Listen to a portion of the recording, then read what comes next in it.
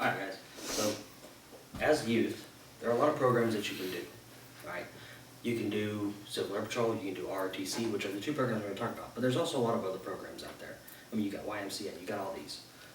Two that I was involved in was Civil Air Patrol and the JROTC for the Air Force. In each of those programs, cadets are taken and they are trained military discipline, they're taught respect, they're taught citizenship, they're taught core values.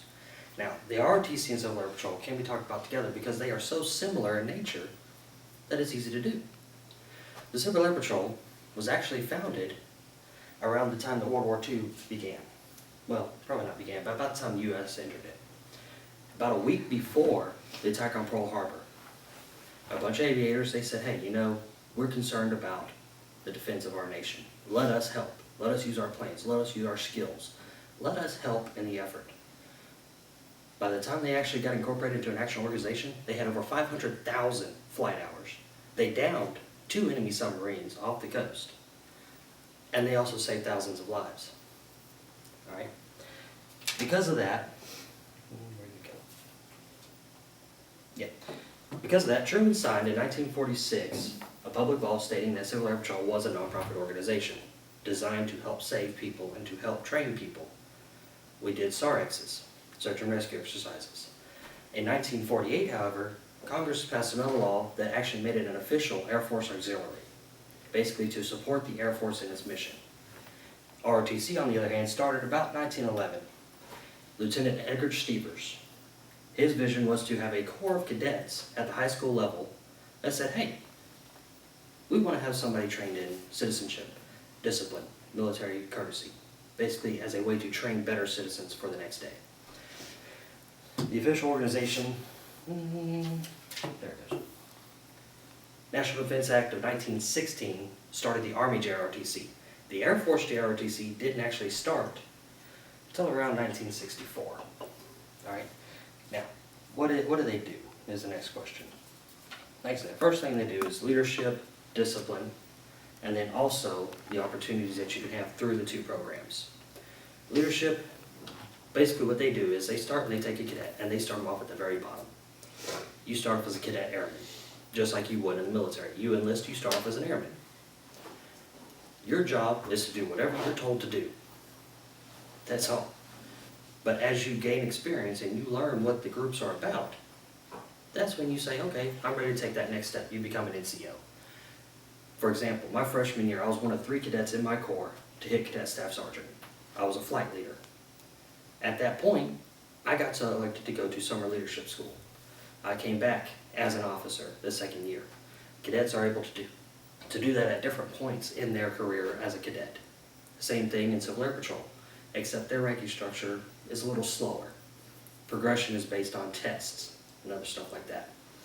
But they both have drill and ceremonies. They're taught to march. They're taught the proper wear of uniform, proper grooming standard. Don't let the long hair fool you, I used to have short hair. They're taught how to stay within respectful bounds. Personal space, how to address a superior, how to address a subordinate, how to show respect for people of the same level and skill. In Civil Air Patrol, in Civil Air Patrol, you're also taught skills. For example, I was a cadet pilot. I flew Cessna 182 glass cockpit for search and rescue exercises.